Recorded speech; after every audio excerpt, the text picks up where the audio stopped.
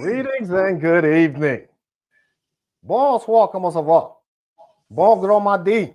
Happy Fat Tuesday. Happy Mardi Gras to all of my family and friends down there in the great state of Louisiana as they celebrate this auspicious occasion that is wrapped in culture and festivities and just a good time. Wish I was there. Not really. Man, I'm wearing this mask for a whole lot of reasons. There was a big game this weekend. Ladies and gentlemen, welcome to the season finale of The Round Table, Season 1 edition. The second best podcast on the face of the earth. You not. And I tell you, it has been one heck of a ride these past 6 months.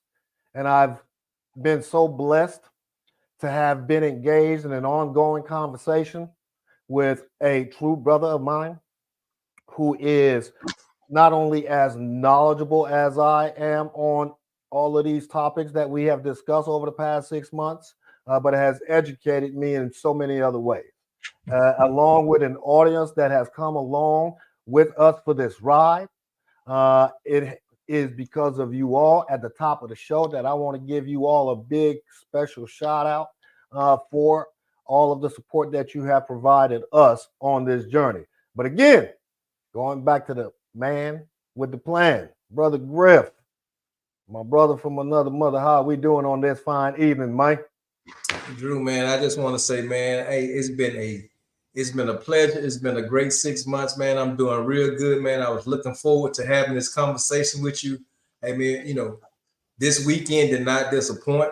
It was definitely one of I rank it in one of the top probably 10 Super Bowls I had the opportunity to watch in my lifetime. And I'm just ready to talk about it, man. Wow. This was a game, wasn't it? You said one of the top 10 all time. That's a bold statement because there's been 58 of these, right? Well, a few of them I wasn't privileged to see. Right. And I say in my lifetime. I understand. And we're going to start right at the very top of the show, talking about the history of the Super Bowl before we actually talk about the Super Bowl and where this specific Super Bowl ranks in the past 30 to 40 years, which is, well, most of America, depending on whether you're Generation X, Y, Z, Millennial, or Boomer. The majority of us can go back 40 years, right, to the 80s and come up from there. And where does this one rank? And because of its significance in who was in the game and what it meant to each particular team and how the game ended, where does this one rank? So you asked a very interesting question at the very top of the show. Where does this Super Bowl rank for everyone who is watching? And welcome to everyone who is watching. Let me get out of this full screen here. Yeah, I'm thinking it's just showing up on YouTube right now. Okay. But the question at the top of the show, and then we're going to reiterate it a little later, is where does particular Super Bowl rank in the history of recent Super Bowl history, going back to 1980? And taking into consideration all of the components, the quarterback that was chasing history, that is chasing history, the team that is chasing destiny, i.e. the 49ers trying to get that sixth ring to join the Steelers and the Patriots as the only teams in the NFL with 6 championships. So, question for the audience, your personal opinion. How important was this game in the larger scheme of things? Now, Griff, this was a doozy. This was the game that everybody anticipated. This was the game that everybody wanted to see, and this was the game that everybody got to see. It was a 50-50 toss-up going into the game as to who would win this game and how that team would win this game, whether it was a high-scoring game, or a defensive game, or a game riddled with penalties, or a game riddled with turnovers, which is what it kind of turned out to be. Who ultimately would have the ball left? I always said when Patrick Mahomes is in the game, he has shown you a baker's dozen is enough. So I never doubt Patrick. How do you see this game unfolded? And did Kansas City win this in the grand scheme of things at the end of your comments? Did Kansas City win this game, or did San Francisco give this game away? Me personally, man, I felt San Francisco, not taking anything from Kansas City. I felt like San Francisco gave this game away. I personally, I don't watch the game twice already, man. I went back and I looked at all the missed opportunities San Francisco had, man. San Francisco, we talk about this all season, how sometimes coaching, and I think you see me posting on Facebook, man, coaches can just mess up a game, man. You dominating the first half. Basically, San Francisco owned the first half. You come out in the second half. Ask me how many times they ran the ball in the third quarter. What, 2, 3? I'm like, come on. And I said, for the life of me, man, why is this so hard? And people's like, well, Debo got hurt. Da, da, da. Man, I ain't trying to hear that, bro. CMC, he got stopped. Man, CMC did pretty good. And Brock Purdy had a pretty good game, if you ask me. If it was anything, if you want to throw the ball with Brock Purdy, how about get him outside of the pocket? They never rolled him outside of the pocket to make it more effective. Don't want to take, I see Ben on here, and I definitely don't want to take nothing from the Chiefs. Patrick Mahomes, look, man, you get this man a minute and 53 seconds and 2 timeouts at the end of the game. And maybe I'm getting ahead of where you want me to go, man. But again, that was another missed opportunity with coaching. You got an opportunity to at least make the Chiefs use a timeout. You already made up your mind you're going to kick a field goal anyway. So why not run the ball on 3rd and 4? Maybe you get it.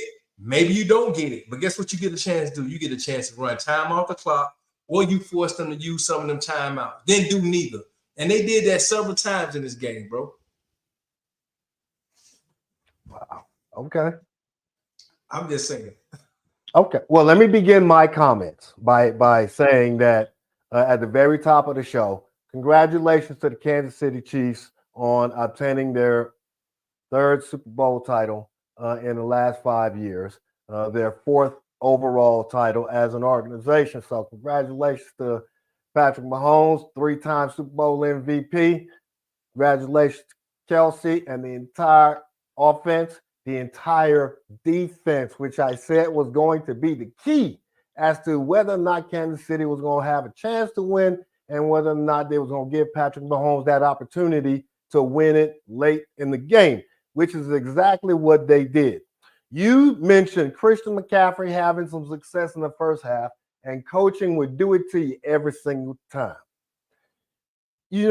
I didn't realize, but for the past several weeks, I have been referring to the head coach of the San Francisco 49ers as Mike Shanahan, when in fact he is Kyle Shanahan, Mike Shanahan's son. I mistakenly gave him a title that he had not yet earned, which was Super Bowl champion. And he has again been the only coach to have the privilege to play in 2 Super Bowl overtime games and come out on the losing end. And he be a major part as to why his team lost both games. He has been in San Francisco for 7 years now. They've been to the playoff 4 times. He has an 8-4 record in the playoffs. Got it. When they go to the playoffs, they usually make it at a minimum to the NFC title game. They've been to the Super Bowl several times, but they've always come out on the losing end. I don't know. We've given him a lot of credit over the years as being this great offensive mind, but it seems when it comes down to the biggest stage, you crumble, bro. Because common sense, a high school coach, Griff could have said it. Troy said it on Facebook in real time. Run the ball. Why are you trying to pass? Why are you trying to make Purdy something that he is not? Give Christian McCaffrey the ball, please. He was running up and down the daggone field in the first half. That's how you sustain that 10-3 lead, because both of the offenses played terribly. Both of them had early key turnovers by their best runner. Killed 2 drives that could most likely have ultimately resulted in at least 3, but most likely 7 for each team. So turnovers played a part early in the game. I didn't think that was going to happen. And I don't think it was nerves. It was just that good defensive plays happen and turnovers happen. So those were 2 drive killers. I started off the show talking about the Kansas City defense and whether or not they would be able to shut down Christian McCaffrey. And you said at the very top that you believe San Francisco gave this game away. They lost this game. Kansas City didn't win this game. They didn't come back. The greatest quarterback in the history of the National Football didn't lead to game-winning, game-tying drives at the end of the fourth quarter and then at the end of the overtime to solidify his greatness. It wasn't all of that. What you think is that San Francisco gave this game away because they went away from the run, right? Right? I agree. I understand that argument because for the life of me, I don't understand why they threw the ball 80% of the time in the third quarter and ran the ball maybe, what do you mention, 3-4 runs? They only had 2 yards, 2 yards rushing in the third quarter. Drew, but look at overtime. They controlled the clock in overtime. All they did was run the ball in overtime. Mm-hmm. Why they didn't do that at the end of the fourth quarter or in the third quarter, for the life of me. So for me, I don't even want to say San Francisco lost the game. I want to say the coaching staff of the 49ers, because we can put it on Shanahan because at the end of the day, he's the head coach, but he has people that's getting paid to help him manage the clock, to help be inside his ear. It's a reason why he got a headset on his ear. So, I mean, I think they failed them players all together, bro. Yeah. And I'm going to say this and I'll shut up. You also said he also has a father that did not win a Super Bowl until he did what? Run the ball. Terrell Davis. With John Elway. John Elway was good, but they didn't win no Super Bowls until what? Terrell Davis was out there and they would run that ball to Terrell.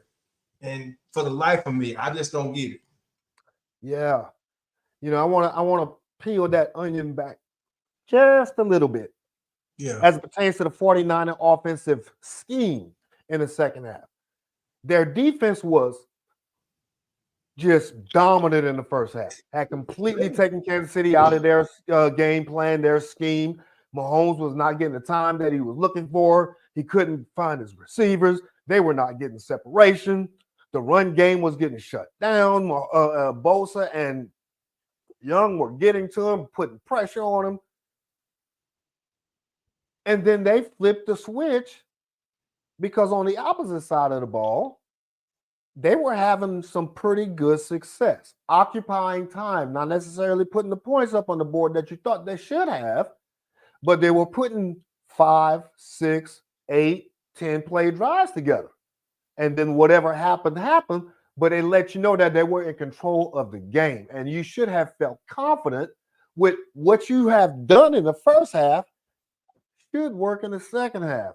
So the question is, why did Kyle Shanahan allow himself, and you said he has a plethora of other coaches in his ear to give him sound advice. But dude, no. He got a No, history of it, though, we bro. did not use that excuse for 22 games. We're not going to use it in the 23rd game. He got a No. history, bro. He got a history. He got a history. All 3 of the Super Bowls that this dude been in, he was leading going into halftime by 10 or more points. Only to fold in the second half of the game. And you know what? I didn't pay attention to this. I was looking at. I don't look at all those other shows, but I do look at Good Morning NFL on the NFL channel. That blotched punt. The ball, the person who foot the ball hit was number 28, and then the person that tried to recover, Cloud, was number 3. Do you remember what the score was? 28-3. Somebody, my man said, man, God has a funny way of showing some stuff, man. Nobody paid any attention to that, man. That is the funniest reality fact that I've heard all day. Atlanta Falcons, y'all always put a smile on my face. That is awesome. No, it begs the question, though, man. Does San Francisco need to make some changes?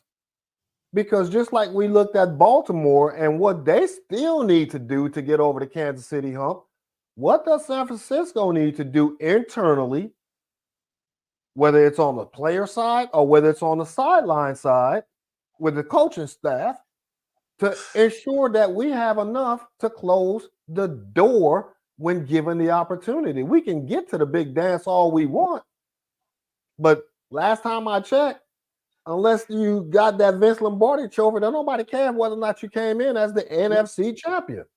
You know, I'm just saying, do they need to make changes? My thing, yeah, one. I mean, maybe they just ain't supposed to win, man. Look at the Buffalo Bills of the 90s. They made it to the dance 4 times in a row. And what happened? 4 times. Now, you want to talk about sick, bro? 4 times in a row? Wide right. Man, so I think if any changes need to be, it's probably it ain't. I'm gonna be honest, man. The players played on, and I don't want to take nothing away from the Chiefs on both sides of the ball. Patrick Mahomes, this is probably, as you talked about, probably one of his best games, and he will be a first round Hall of Famer ballot whenever it's time for him to get selected. He will.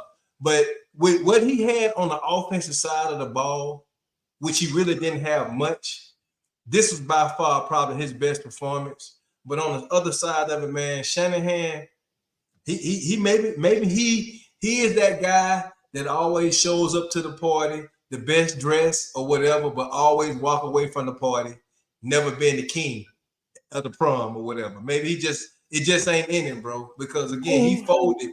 The moment just got too big. I don't understand it.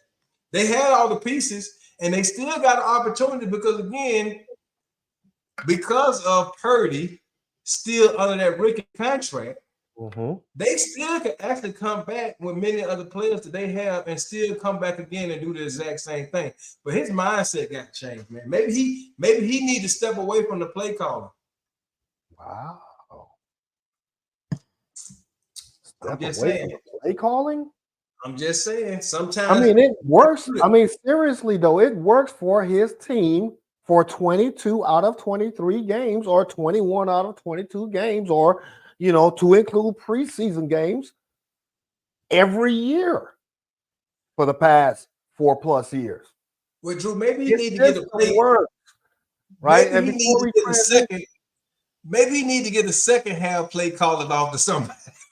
I mean, I got it, man. They do need to take some internal looks at what we're doing wrong between him and John Lynch and, the powers that be, the brain trust and all this other good stuff down there in San Francisco and everything. But I don't see any changes needed done on the field. The team is the team. With Dre Greenlaw's injury, I don't know how serious and how long that is going to be for him for the recovery period, and whether or not that affects the linebacking core. But long term, he ruptured his Achilles, so he should be. He ain't no Aaron Rodgers, but that can take almost a year to recover from. Yeah. I mean, I'm looking for him to be back somewhere around Halloween to be good to go. That would be sensible. And I'm pretty sure the team is good enough to backfill that position until then anyway.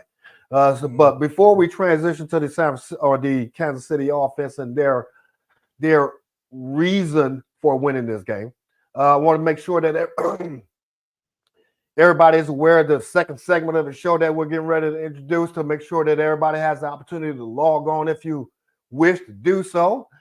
Jordan, the producer, will put the link into the chat, and all you have to do is click on it.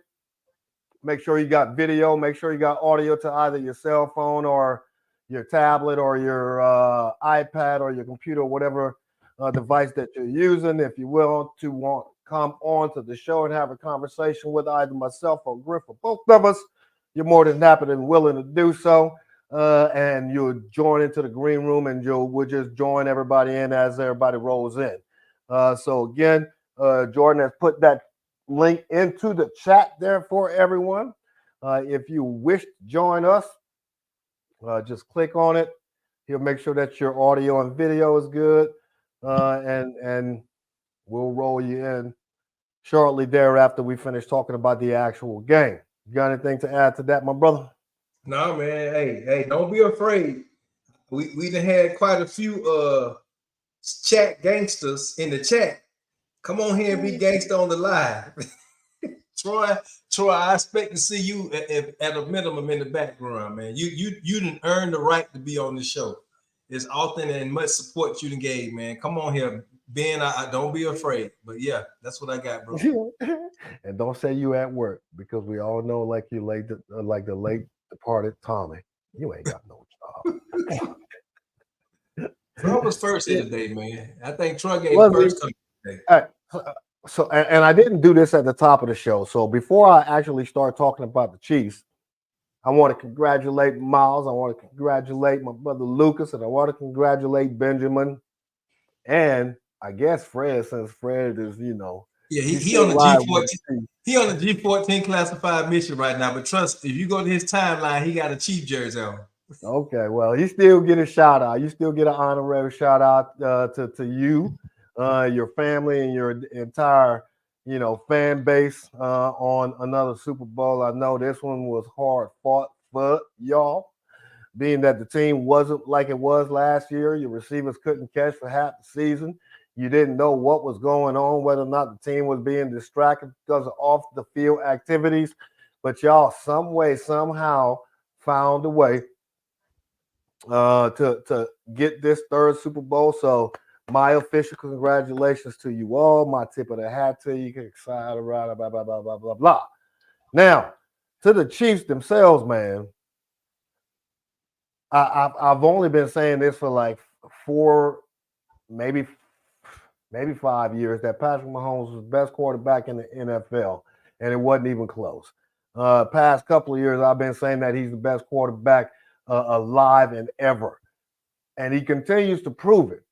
Now, I got it. We talked about the San Francisco 49ers and their collapse in the second half as it pertains to the head coaching and the play calling, and Kansas City's defense shutting down the run game when the San Francisco 49ers decided to use it in the second half, not giving McCaffrey any lanes, shutting him down at the line of scrimmage, putting pressure on Brock Purdy, making sure that he was inaccurate, not giving him the time that he needed. So, because San Francisco was still passing the ball, right? They were still passing the ball, and those defensive backs for Kansas City were shutting those lanes down, not giving them the open receivers that he was looking for, along with the pressure up the middle by Chris Jones and the rest of the defensive line.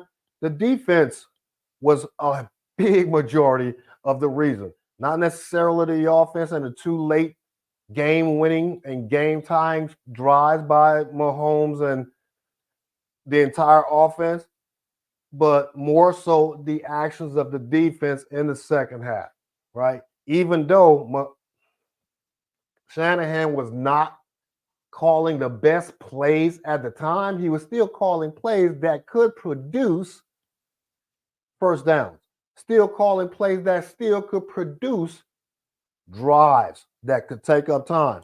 He was still calling plays that could still produce points, but they weren't working because Spags implemented the defense, and the defense themselves executed it to perfection, just shutting the offense down for the San Francisco 49ers. Patrick Mahomes is just the man. Can't nobody dispute it now. Just in a discussion. The only discussion is whether or not it is legitimate comparison between him and Tom Brady for the greatest football player, the greatest quarterback of all time. And it is a legitimate discussion. It is not something where he needs to win another one. I don't care about that right now because comparison quarterback to quarterback at this point in their career, it's not even a real comparison other than they're tied for Super Bowl titles. That's it. Yeah, I mean, if we want to talk about talent, man, and a person that's was most vital to their squad. I mean, I ain't trying to take nothing away from Tom Brady, but Patrick Mahomes is much more talented in my eyes than Tom Brady ever was. Those Patriot teams, the defense, man, people don't want to talk about it, man. It was the defense. And again, the reason why Tom Brady was able to do what he was doing, which some people didn't like, the low scoring first half of the game, or even the low scoring game, defense wins Super Bowls. And at the end of the day, that's what won this game. Patrick, they kept the game close enough so that when Patrick Mahomes needed to be Patrick Mahomes, because again, it wasn't because he was throwing the ball. Patrick Mahomes beat the 49ers at the end of this game with his legs because them jokers were tied. He had two crucial runs at very important points of the game. And we ain't gonna talk about that. We ain't, because DC, my partner DC brought that to my attention too, man. How do you not know the rules of the overtime? And not just one player, you had several players. And the way they can set it up now, it would have been better as they won that toss was to be able to get a ball to the 49ers. You know, only excuse I can give for Shanahan was the defense just came off the field. Them jokers was tired because their tongue was hanging out their mouth. And he said, let's go out here and let the offense do. Which the defense had no excuse because in overtime, the 49ers had the ball for about 8 minutes. And you know, 8 minutes in football terms, man, that's almost like 30 minutes. They had the ball 8 minutes in overtime. Matter of fact, Mahomes had to go down there and score with 13 seconds left on the clock. Yeah. It's coaching, bro. Mahomes is good, though. I ain't taking nothing away from Patty Mahomes, and you hit it right on the head. Spagnuolo did what he was supposed to do, but I hate to use the word, but Shanahan made it easy.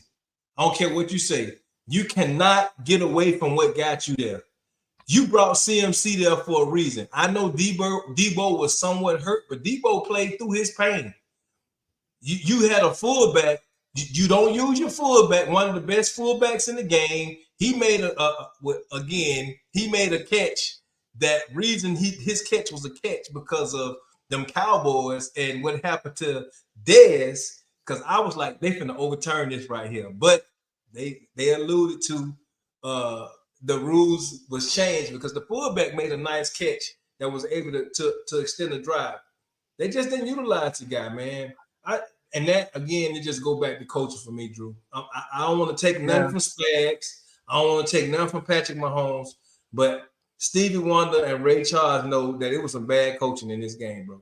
Did look like Troy said, didn't use Kittle, but I think they was using Kittle more for blocking and chipping. They try to help Purdy out. But I just again, me, if I'm the coach, I'm gonna get Purdy out the pocket. Purdy played a pretty good game to me. I mean, he with the amount of pressure that he got, he was still throwing some dimes. He still extended some plays. They didn't let him use his legs, and that was one of the things we talked about on Friday. Don't let him use them legs like he did against Detroit. Yeah. Man, so first I want to respond to a bogus comment laid by Lucas in the chat talking about Mahomes needs to prove himself. He's not even close. He's not even close to Brady because he has to win 4 more Super Bowls. Well, you can't say that because you're a Kansas City Chiefs fan and you're concerned more about the Super Bowls than the player. Therefore, your comment, sir, is skewed. meaning that you're slid over to one side. You don't care about the player as long as he brings 4 more chips to the Chiefs kingdom. I'm not mad at you for that, but again, we got to dismiss that comment. Man, the Kansas City Chiefs know what the Kansas City Chiefs did prove, though, by everything that Shanahan did wrong, everything that Spags did right in the second half, and everything that the Chiefs players did on the defensive line or the defense did, the Kansas City offense proved again, not only to the NFL, but to the entire NFL community, that when there is a will, they will find a way, some way, somehow. And when all of the chips are on the line, there is simply too much involved for any game like this to be fixed, because you're talking about billions of dollars on the line that particular day, because of betting. So it's not something that you can necessarily fix. There is a skill and there is a talent that you possess, that is God given, and a lot of hard work that you are able to almost master to a point to where it makes you just that much better than the next person next to you on that particular day. And on the biggest stages, on the biggest days, this team has shown it over and over again that they are better than the team on the other side, meaning that they have better players. They execute a better system. And Patrick Mahomes is the head of that system, thus making him, again, just closing the door on any conversation about him being the greatest quarterback ever. I don't care how many Super Bowls he still has to get. Kansas City, do they make any changes because of whatever reason? Offensive success, offensive struggles, even though they won a Super Bowl and they know they have to retool next year, go out and get a real number one receiver. Do they make a change on the offensive coordinator side? Because, man, we all know that the offensive coordinator wasn't really doing anything this year. I wouldn't be surprised if Eric Bieniemy don't be back there next year. I wouldn't be surprised. I mean, hell, he was at the AFC Championship game in there talking to them, bro. So I wouldn't be surprised. The problem with the Chiefs, and I think Christian asked this question: do you think the Chiefs can three-peat? I ain't saying that they can't. I don't put nothing past nobody, man. But unlike the 49ers, the Chiefs got some cap issues. It's a Jones still is one of those guys that he just did a contract extension. He's going to get paid, and this guy's looking to get paid, man. These guys ain't just there to be a part. They don't play like they did back in the day, where they stayed with the team that they was with. I want to get paid just like the other big guys in the league getting paid, and they'll go other places. So I ain't saying it can't be done, but the Chiefs that offense ain't gonna be able to thrive next year and make it to the big dance like they did this year, like almost on E. Because I'm gonna tell you, it was all Patrick Mahomes, bro. I mean, yeah. And so and I think they got to go get some receivers, offensive, all that stuff costs money. Man, unless they get Patrick Mahomes. Man, as you done said, you didn't say the word. They got you. If you sit back and take an honest look at their offense and how it is currently structured, even though they are the Super Bowl champions, you would say they need to go and make some improvements because they are deficient in a lot of areas. Like Chris Jones expects to get a long-term deal. He took a 1-year deal last year when he tried to get a long-term deal. So his negotiations are not going to be favorable. Why? Because without Chris Jones and that defense, y'all would not be Super Bowl champions. Oh, yeah. Because they carried you in the AFC Championship game. They carried you in the Super Bowl. They carried you in the second half of the AFC divisional game against Buffalo. The defense is the reason the Kansas City Chiefs is the Super Bowl champs, not Patrick Mahomes. It is the defense, ladies and gentlemen. End of discussion. So y'all gonna have to pay the man. You have to pay Snead because Snead is up for a contract extension. So I don't know. I would if I were a betting person, I would not say them three-peating is favorable. Mahomes, well, not Mahomes. Kelsey is going to be a year older. If they don't go out and get a number one receiver, no, it ain't going to happen. I think you never bet against Mahomes. You never bet against Mahomes, but I would not bet for him. But they need more improvements on the offensive side of the ball because they still got somewhat of a young defense. With the exception of Chris Jones, they got like that the secondary. I mean, all them guys is young dudes, man. You got to pay Snead though.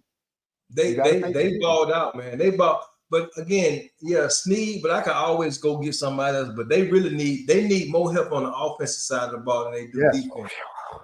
And like I said, don't be surprised if Eric Bieniemy is not because he ain't nowhere else, and they don't look like nobody really want him.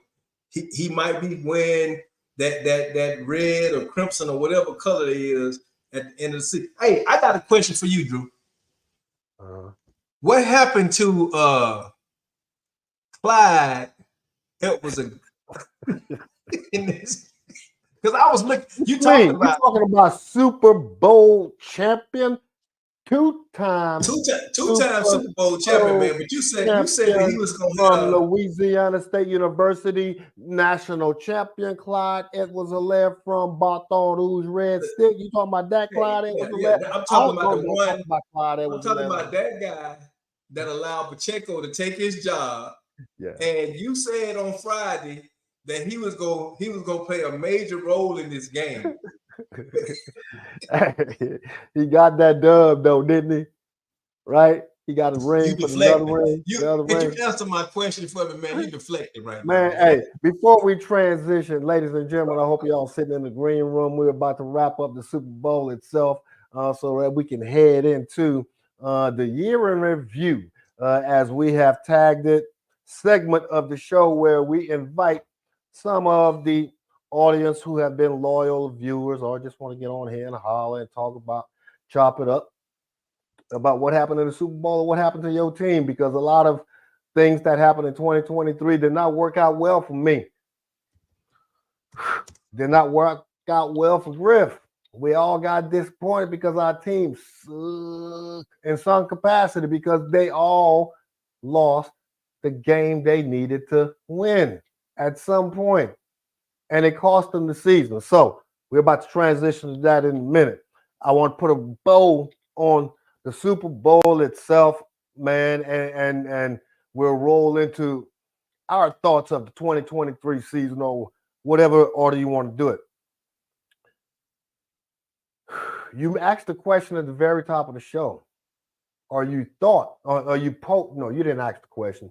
You made the comment at the very top of the show that this was one of the top 5 Super Bowls, if I am correct, of all times, in your opinion, of all time, based on the gravity of the Super Bowl and how Patrick Mahomes came back or how San Francisco collapsed, depending on how you look at it, depending on who you're rooting for. So I asked the question back to you. You still believe it's a top 5, and why do you believe it's a top 5? I think because of it wasn't a blowout. I like the defensive struggle. I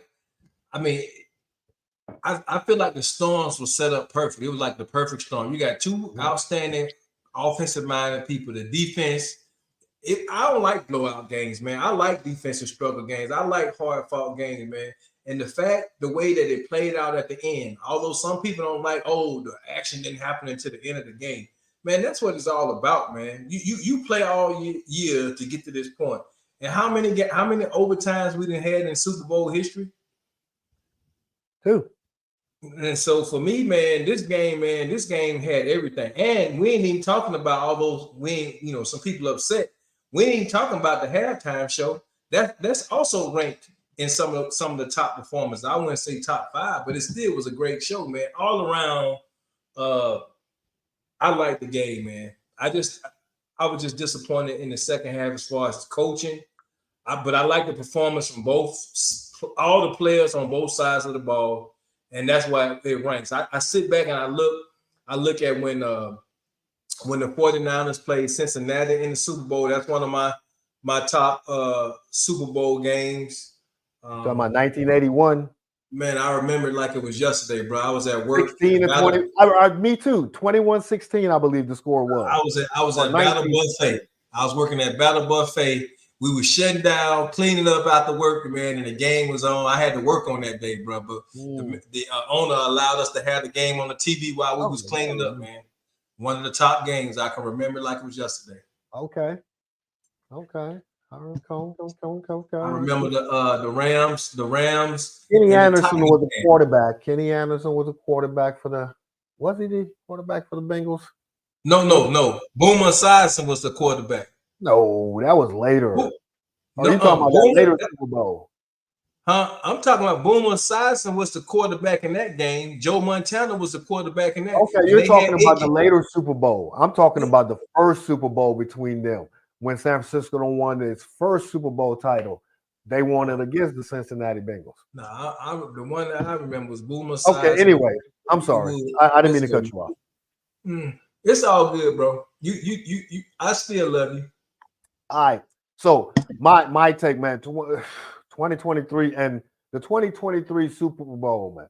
Super Bowl 58 was and is going to be remembered as one of the top 3 Super Bowls in my personal opinion, because it was one of 2 Super Bowls that went in an overtime, and it was the fashion that this year's Super Bowl ended, being that there were new rules in place where both teams were guaranteed an opportunity to get the ball and have an opportunity to march right down the field and put 3, 6, 7, or 8 points on the board if they decided to do so, if they were able to get in the end zone. So it added an additional layer of excitement because it gave you that guarantee. If you were in the stands or you were sitting at home pulling for the Kansas City Chiefs or the San Francisco 49ers, that both your quarterback and your offense was going to have an opportunity to touch the ball.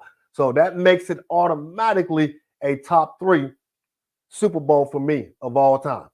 Yeah. You could have that discussion whether or not the dilly was more exciting because of the way it ended and how the Philadelphia Eagles weren't even favored in the game and the way that they went up against Goliath and they slayed Goliath because a backup quarterback led them on a late playoff push and where that one sits. But this one right here, man, was special because it had everything for me. All of the things that I just mentioned, and then you add the layer of the best quarterback in the history of the game, in my opinion. You add the best active tight end, even though he may be in his last year as the best tight end.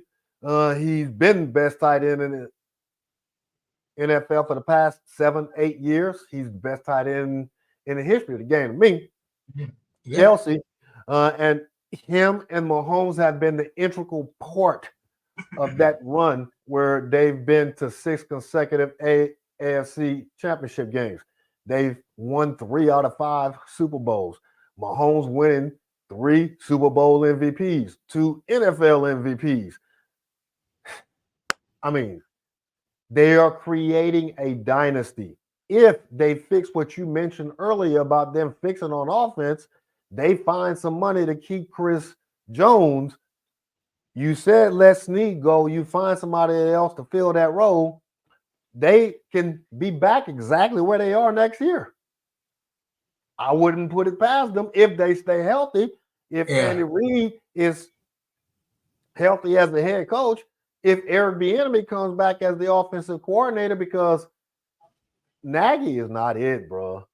Nagy wasn't it. He wasn't it with the Chicago. He wasn't in Chicago, exactly. So Kansas City do need to make some changes. They need to make some hard decisions. Even though they won the Super Bowl and I gave them all of the love and the flowers, earlier, they need to make some changes because Las Vegas don't play the Super Bowl odds for 2024, which is going to be held in NOLA, right, on February 13th, I believe it is. NOLA being New Orleans, Louisiana, for those of y'all that don't know. 2025, and I don't know what it's called now. In the Dome in New Orleans, where you've had previous Super Bowls. It ain't the Mercedes Benz no more. It ain't the Mercedes Benz, man. Hotlanta done stole that from us. I know Jerry Jones getting ready to change the game. Caesars, I think it's the Caesars Superdome. I think it was brought out by a casino. I don't know. So hey, anyway. Man, Ben, we got Ben sitting in the green room, and I would love to hear Ben because he just posted a question too, and I would just have to say, Ben, with that question, was Kelsey? It's the heat of battle. Hey, Andy Reid knows players. That's an interesting question. That's an interesting question. So I'll go ahead and cut my comment short and bring Ben in. Jordan, whenever you want to bring him in, let's bring Ben in. Ben, that was an excellent question. Welcome to the show, my brother. Thank you for the support that you provided us throughout this entire ride. I'm going to turn the floor over to you so that both you and Griff and the entire audience can have a conversation. The floor is yours, Mike. Yeah, I was a little disappointed in Kelsey's behavior. I did read some things saying that he went back and apologized soon after, but that wasn't filmed. But either way, I get there's a lot of money on the line, and I understand Kelsey's frustration is seeing the game go south, and he wants to be out there playing and making those catches and winning the game. But I still think that just sportsmanship, we gotta maintain it no matter what level you get on. You're setting an example for the younger players for a long time, and I don't know. It's just a little I'm a huge Chiefs fan, but it was disappointing to see that. Let me interject just a little bit, Griff, since I gave Kelsey all of the flowers and labeling him as the best tight end in the history of the game. I see exactly what you're saying, Ben. And if I was caping for Kelsey, right, or defending him in any way, I would use this argument. This is the Super Bowl. I have one catch for 1 yard in the entire first half.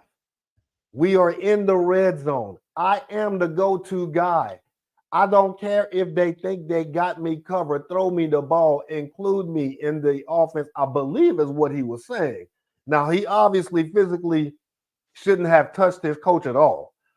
Putting his hands on somebody, that was a straight, and if it wasn't Kelsey and it wasn't the Super Bowl, he should have been ejected out of the game by his own team and sent to the locker room for being over excessively passionate. Because the excuse that is being used is it happened in the heat of the game. He didn't know how much pressure he put on the arm. They caught Andy Reid off guard. Blah blah blah blah blah blah blah blah blah. It looked terrible because the steal shot is Andy Reid just standing there like a mannequin, and Kelsey just like a savage, just yelling at him. But it. Let me say this, man. I can see the decision being either way.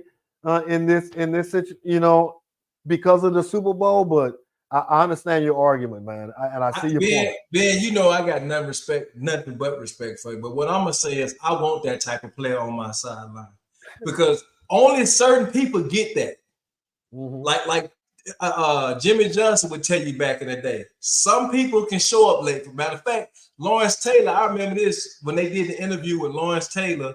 Bill Belichick had started a meeting when he was a defensive coordinator, and he went and told Parcells that Taylor was late for the meeting. And Parcells said, "Well, why did you start the meeting? Why you didn't wait for him to show up?" Certain people on the team, unfortunately, they get that. And the thing about it is, I want that type of guy on my side, because I can tell you, I didn't have that type of guy on my sideline with the Cowboys, and that's why we went home early. It happens. Tell me that you ain't never been in a situation where you lost it a little bit. And then the other piece is hold on, one more thing, Drew. The other piece is Andy Reid even said it. Why they highlighted that moment, but they didn't highlight when he came over there and apologized and gave him a hug after the situation. Because he did do that. But see, that's what we do in society right now. We only highlight and we only capitalize on the negative. Right. Just like that was a bad thing, it would have been nice for them to show him do the hug and apologize for kids to show, hey, you know what? I can make a mistake, but I also can own it. And I can go because now it's a whole bunch of people out there that right now thinking that this dude was just completely wrong and he didn't go apologize to his coach. And so that's just my thing, man. You know, if you're gonna show it, I say show it all. Yes, sir. Yes, sir. And before you answer, Ben, and I know Griff gave you a lot to chew on, and I'm gonna give you that opportunity to chew on, but I'm gonna add to that, you know, by asking my own question. Then I'm gonna turn the floor over to you to have your way with what we both said. I'm gonna say this about the incident itself. About the incident itself. Has Kelsey ever done anything like that before? That would be question number one. Is this part of this individual's character? Or the flip side of that same question or that same coin was he was literally in the moment, understanding the gravity of the game, the seriousness of the drive, the necessity for points, and the missed opportunity because he understood in real time that we are not going to be able to drive up and down the field against this team. I'm on the field, coach. I know these dudes are hitting hard. They are fast. So when we get the chance to score, throw me the ball. I am the man. That would be the first part of the question, right? And then the second part of the question goes to Griff saying about canceling. The act itself and the apology to me is they wash each other out and neither one should be made as much of attention or given the amount of attention that it is given or not been given because to me, the relationship between the two over the past 6 years, over these past championships that they've acquired have always been on point. These dudes make commercials together. They got a good relationship. And I understand that is out of his character. It brought a little bit of negative light to that shine because y'all got the third chip. But I mean, I'm not one to defend his act, but I'm just saying.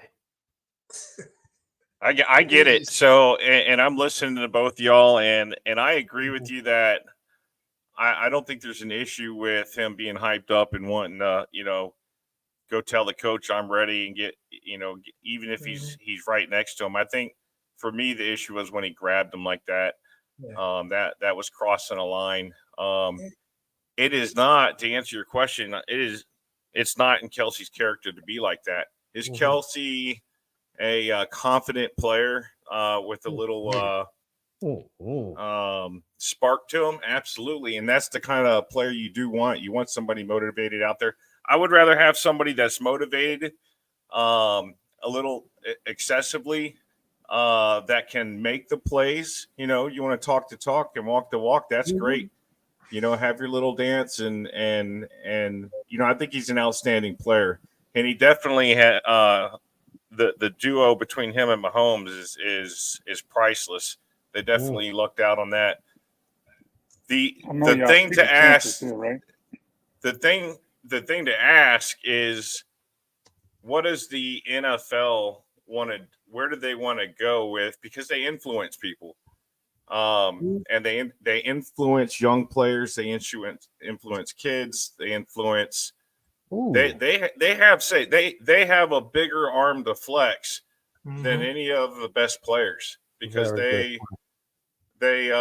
control how the sport goes. And so I think Kelsey, I think he gets a pass because it was in the Super Bowl in the heat of the moment.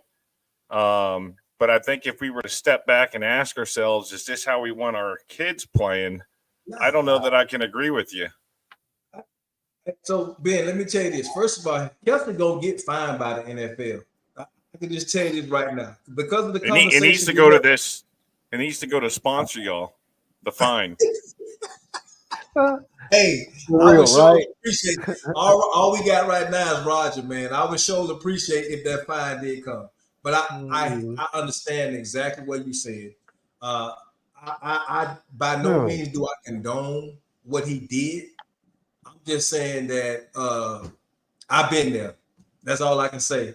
And like Drew said, let's look at the holistically his body of work. Has this been something? Has he done some stuff like what a T.O. would probably do? T.O. acted out on the sideline many a time. But I would tell you, Kelsey gonna get fined because of the spotlight. But here's the thing about it: when you playing, you ain't thinking about that spotlight. You ain't thinking about them cameras. That dude want to win, and it's easy for us to be here, on Tuesday and say, well, he should have did it this way, or he should have done it that way. Yeah. I can tell you right now, it's easier said than done when you caught, like somebody cut you off on the freeway. It's easy to say, I hear you, dog. Don't get upset. You don't need to have no road rage, but you ain't thinking about that when that joke almost take you and your family out. You know what I'm saying?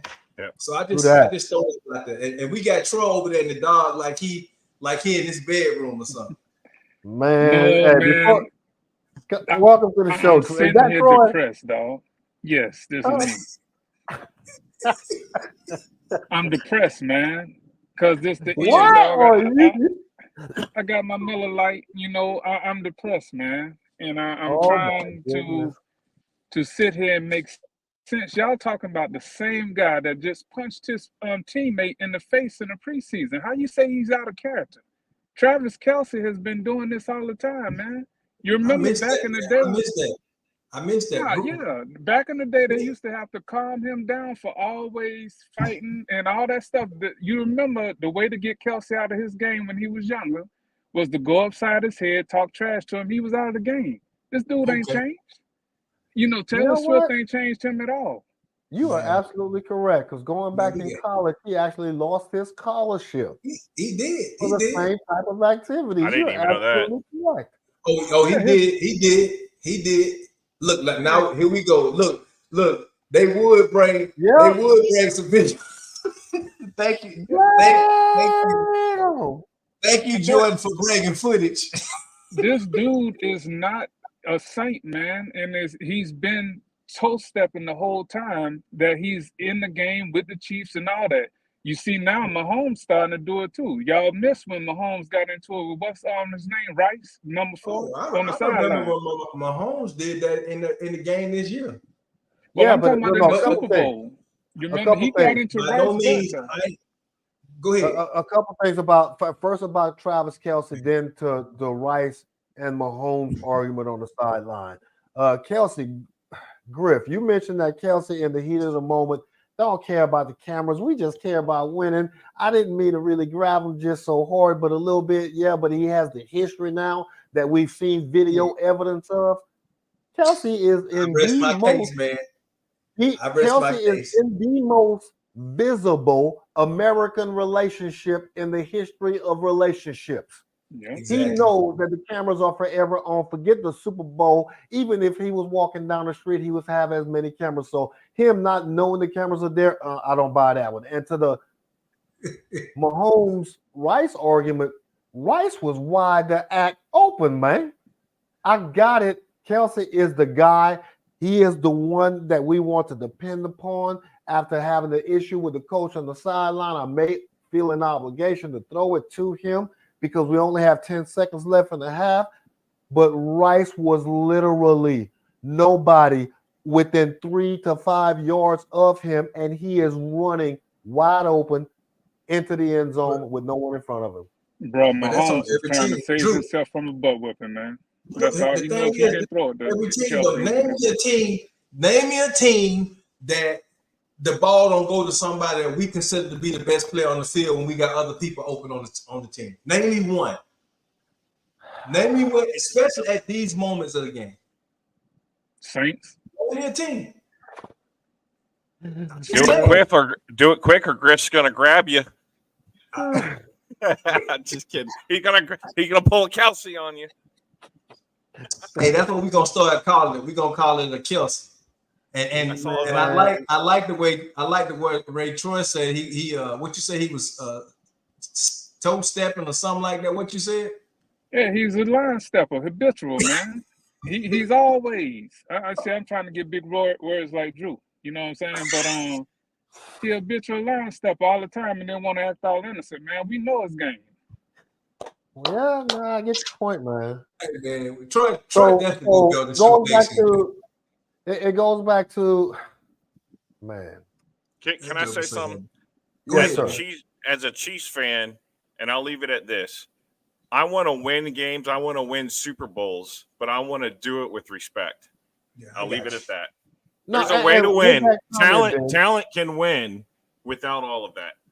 With that comment, though, Ben, and really doing a deep dive as someone who is part of the Chief Kingdom. Also a question for Miles, also a question for Lucas, also a question for Fred, if Red, actually really, is about it. The question really is, with the history that if we really look into it, that Travis Kelce may have on the field, and we've covered up, and the problems with the integrity and everything that is associated with it, is it worth still having him on the team come 2024? Wow. Is that a question that we actually have a discussion and chew on during the offseason if we really about having some integrity as an organization? Can I answer that? Or do we continue to turn a blind eye? Can I answer that question, please? Oh, most definitely. Go ahead. Hey, you will have a better chance running through hell with gasoline draws on than when cutting Travis Kelce. It is not happening. Yeah.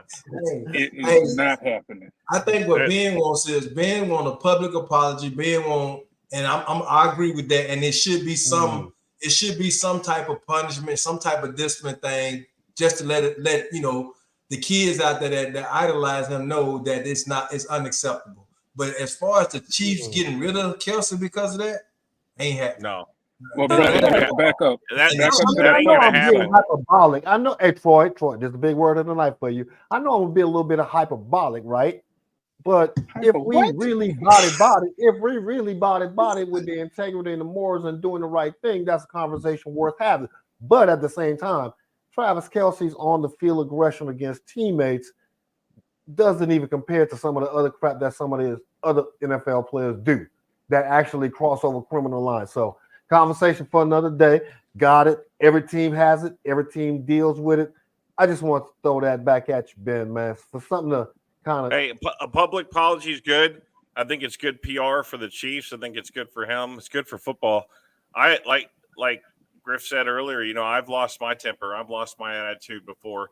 I've had to go back, and we're human, right? I understand all that, and he's in the moment, but when that moment cools down and you realize you messed up, you need to be a man enough to go do the right thing and say you're sorry. You know what I mean? Yeah. Hey, can I say one more thing? Andy Reid said he did that.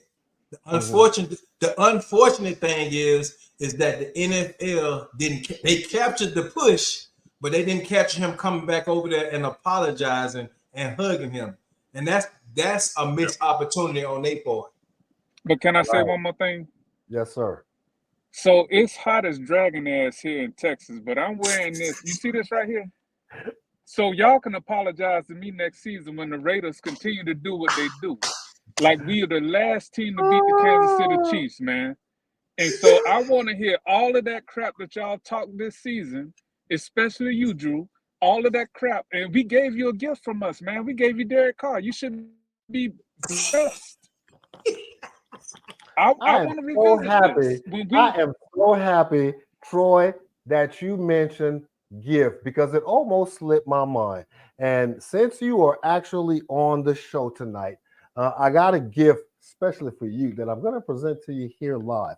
But since you had the audacity, the temerity, the nerve to come onto these airwaves on this night, not only to grace us with your presence for the very first time, brother, in the week, thank you. But to come in incognito form, bro, why we in the dark, parked in the parking lot, underneath the street light that don't even work? That Why ain't we even his doing car. that? That ain't even his car. He got the survey. He's he's surveilling. He's a private investigator, man. He's surveilling the area and watching what's Hey, I'm Sitting in doing the what back, Raiders do, man. like Ben said, sitting in the back seat of somebody Uber car. I'm doing what Raiders do, man. Raiders, baby. Hey man, hey Drew, let me. Anyway. Hey, it's obvious that we definitely went past our hour, man. But this is the last show of the season, so for those, please don't leave. Stay around, man. Cause man, I see that Drew. Next season, we definitely gonna have to bring people on here more often, man. Yes, sir. Yes, sir.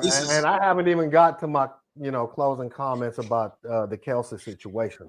But Detroit, my brother, thank you seriously, since it's hotter than alligator grease down there in San Antonio, Texas tonight, and you wearing a Raiders jersey that is probably made of wool. I don't know why y'all think y'all gonna actually win next game or next year's Super Bowl, because y'all are gonna do the same thing that you did this year, which is gonna have tickets to the game because of your affiliation to the National Football League. But I continue to thank you for the support that you provide your team, my brother. It is a genuine support. Through all of the hazing that both Griff and I have given you throughout the season, you have always remained steadfast.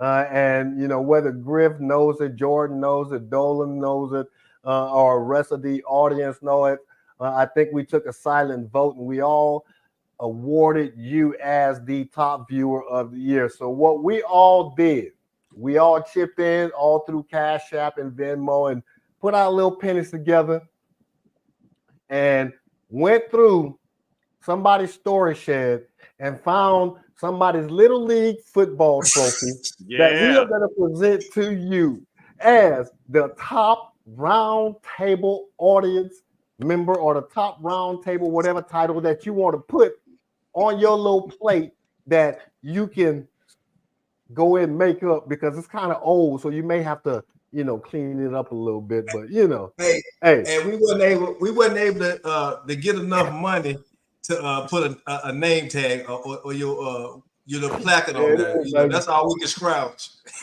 And you don't get it until you send me some money so I can mail it to you, because I ain't got no money. But you got to pay your Uber first. Exactly. It could be a cab these days, but anyway, man. Hey, I love y'all. I appreciate y'all, man. I love getting on here making y'all look like a fool, because I'm always right, y'all always wrong. And it's with the honor that I accept this award.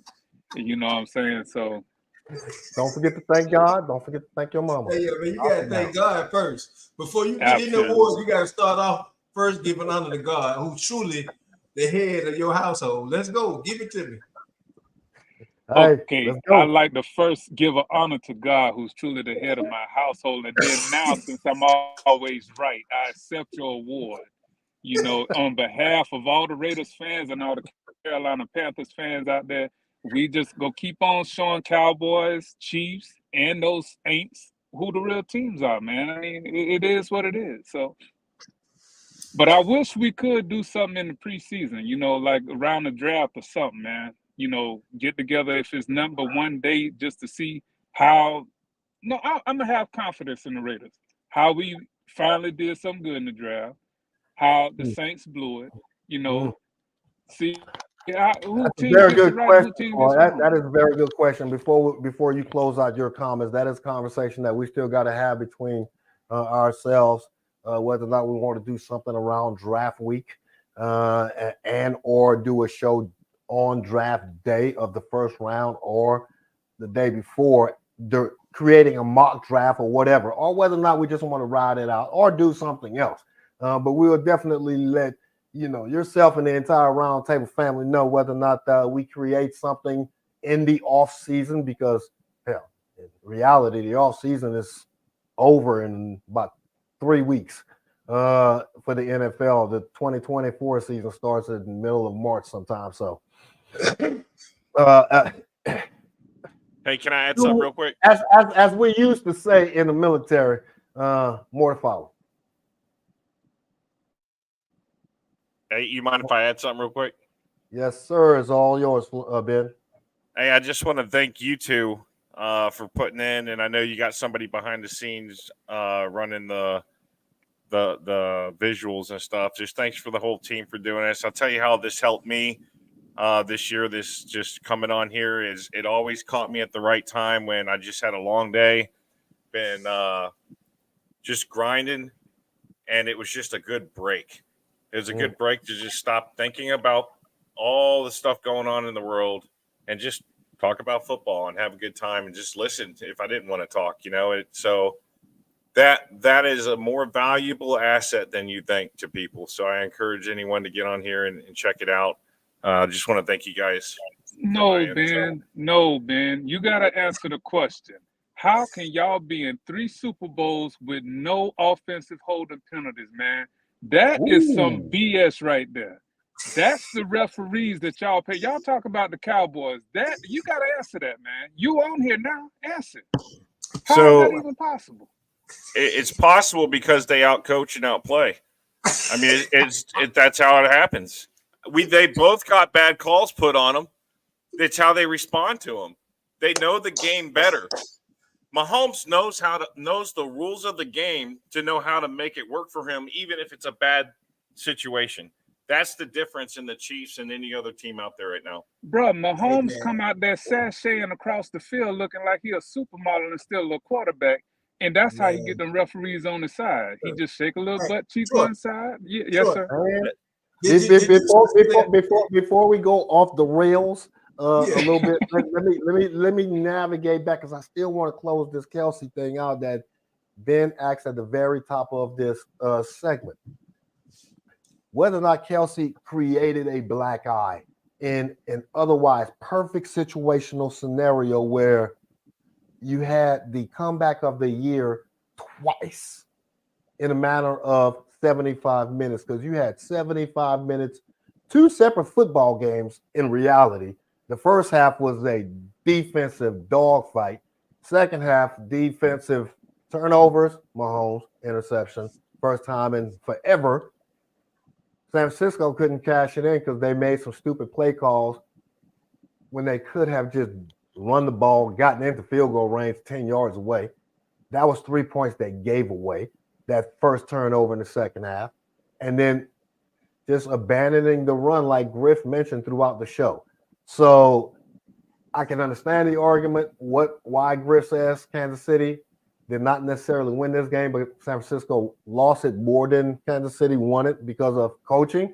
I can also understand why I've been saying it, why Ben believes it to be true, why every other Kansas City fan believes it to be true, that what we have been saying, that Patrick Mahomes is that dude, bruh, that dude. And all of those questions that you ask or you throw out there for skeptics like Brother Troy and every other AFC West fan or other NFL fan as to why and how did the Kansas City Chiefs keep winning, there is something in the sauce, bro. It's working. It's working. Drew, and it goes to what Ben said about the show itself, right? And what me and Griff, kind of envision and what we have done this year. It has provided every one of us an opportunity to have that impact, right? That impact that you want on people without even trying, right? To be as bold as you can possibly be, and in Troy's case, to try to be as beautiful as you want to be.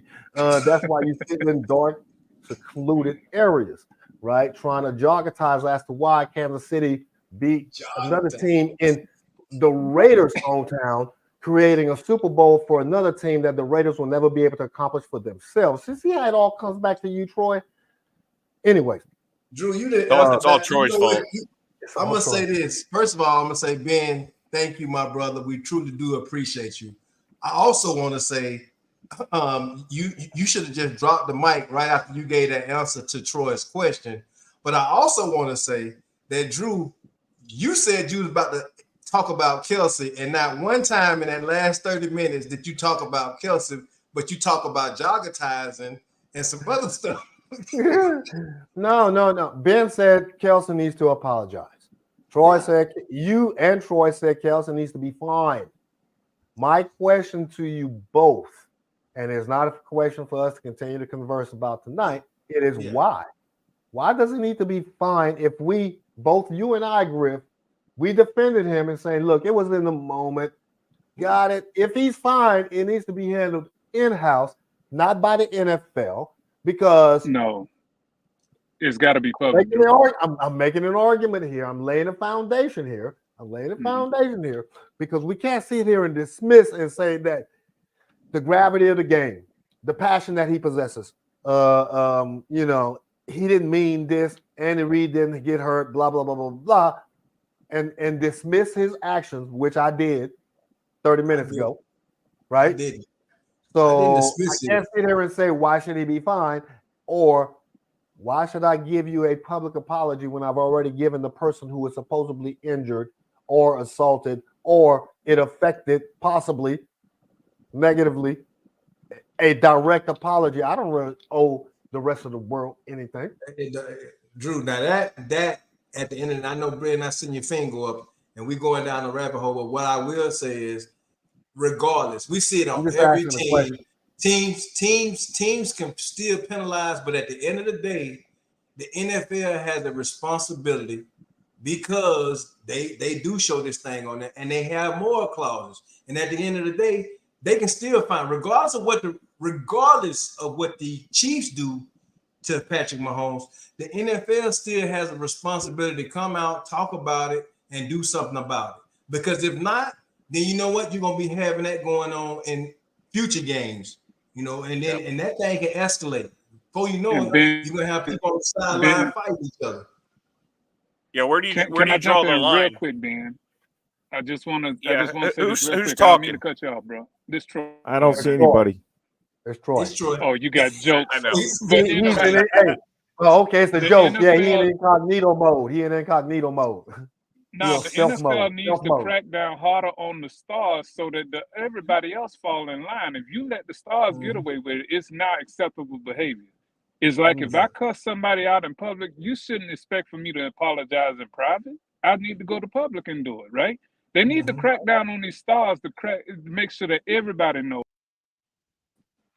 No, you're absolutely correct. You're absolutely correct. And I was just posing a question. I wasn't defending his actions and saying that any negative action should be taken against him. Go ahead, Ben. I think it's simple, right? The reason he owes a public apology is because it was a public event. And he may have, you know, he doesn't owe us an apology you know, the wrong was done between Andy Reid and him. The question you have to ask yourself is if Kelce would have done that to another player in between plays or even during a play, what would be the response? What would have been the repercussions of doing that? And then if that's the case, maybe the NFL needs to look at the players' actions and conduct on the sideline, even with their own players. Because if they can get fined on the field for things that they're doing and taunting and doing things like that, why does that apply to I don't think the fine's going to matter at all. To be honest with you, I could care less if he gets fined. So should he be suspended at the opening of next season? Should he be suspended? 1 game, 2 games, 3 games, 4 games? I think he should. There is a moral clause that you mentioned, Griff. There is a moral clause. Honestly, they got to do something. If it's, I think a public apology, he may not give one. That's fine, but they got to do something because if you don't, and I love Kelce, don't get me wrong, but if you don't, then you're you have now raised the bar to that for any other player to do and get away with. Because if you find another player or suspend another player and you didn't do it to Kelce, you're not going to have a leg to stand on. And you have active players questioning whether or not if it was them in that situation, would there be a kind of brush offs thus far, right? The NFLPA, I trust you, the NFLPA and the NFL are going to have to come to the table because, again, they got a collective bargaining agreement. I guarantee you the discussion is going to happen and something will happen. It might not happen today because it's still fresh, but we done seen stuff. They give their rulings and stuff weeks or so later on down the road. It's gonna be something from this. Because if we having this discussion, trust and believe the powers that be are having the same discussion. Well, Griff, they took a year to clear Devontae Adams for bumping a photographer. You telling me that this guy bumping a head coach ain't gonna be some type of investigation? It has to be. It's gonna be something into his conduct. Yeah. Oh, and he didn't bump him; he grabbed him. You know, and I mean, he grabbed him to the point where he knocked. I can't tell with the clips, but it looks like he almost dropped his plate. He caught him off guard. He was startled. He definitely and that man, old as that man is, it could have been a significant emotional event. He could have, but hey man, we're going down the rabbit hole, man. No, but what instead of looking at it as we're going down the rabbit hole, we mentioned at the top or during the first half of the show that the Super Bowl itself was a tale of two separate games. This show itself has turned into a tale of two separate shows because what we have done is what we have created. We've birthed in real time a show format for us for the following season, whether or not it's Troy working out of the spell mode on CIA assignments and having his availability in question and or willingness to participate in next year, or Ben or somebody else or whoever wants to join the show. We've created this type of atmosphere to where we can converse in real time with real updates and make the conversation that much more spicy. I love it. I love it. And I think it's something you and I gonna have further conversation about. It's all I want to say. Look how God works, Mike. Don't it? Ben, you look like you made for the camera too, boy. And that beard that came in, that retirement beard that came in smoothly. Hang on. Hang on. I'll do this just for your show. You ready? This is why the Chiefs do better on the field. You ready? Go ahead. Don't laugh. This right here. This guy. Here we go. Hey, that's all it takes, and then your Raiders can do good. Bro, I hope a rat eat through that thing, man, by the end of the night. Hey, whether it's a terrible towel or a whatever other daggone little made up mascot or whatever made up piece of apparel that every team has created to get their team hyped up. Let's get it in. Let's get it in. Let's get it in. Man. Some kids should use that as toilet paper, man. Anyway, I'm sorry. Go ahead, man. It's true. Yeah, he can even breathe with that crap on his head. Hey, man. Go ahead, Drew. No, you got any closing comments from Troy? I just want to again thank everybody. I know a lot of people that already dropped off, but I just wanted to thank the entire roundtable audience, as well as definitely Ben, definitely Troy. I appreciate y'all coming on here, man. Y'all just don't know. Like Ben said, y'all do the exact same thing for us that you said we did for y'all, allowing you to get on here and just listen and talk football. Bro, I look forward to every Tuesday and every Friday getting on here and seeing y'all comments, because y'all really make the show, man. The things that y'all say, and that sparks me and Drew's conversation, man. So I just want to say thank y'all, and I truly appreciate y'all jumping on here and giving me and Drew a little bit of your time. I know Jordan is in the background. He probably going to charge us some extra money because we definitely but I just want y'all to know, man, we appreciate y'all, man. I really do. And that's all I got. Again, I'm looking forward to next season. All right, that's your closing shout out for the entire audience as well. Yes, sir. All right, Troy, since you are on, brother, I'm going to give you the opportunity to go ahead and give us your parting shots as if you are a new cast member making your season or your initial premiere for the follow-on season. You see how we set it up for you, Troy? So you have any parting shots for the rest of your roundtable family as you make your initial appearance onto the show? Yes, sir. Hey, I love y'all, man. I always have. You make this very interesting to hear it from somebody other than the Stephen A. Smiths and the other talking heads out there. This is real, man, and I appreciate it.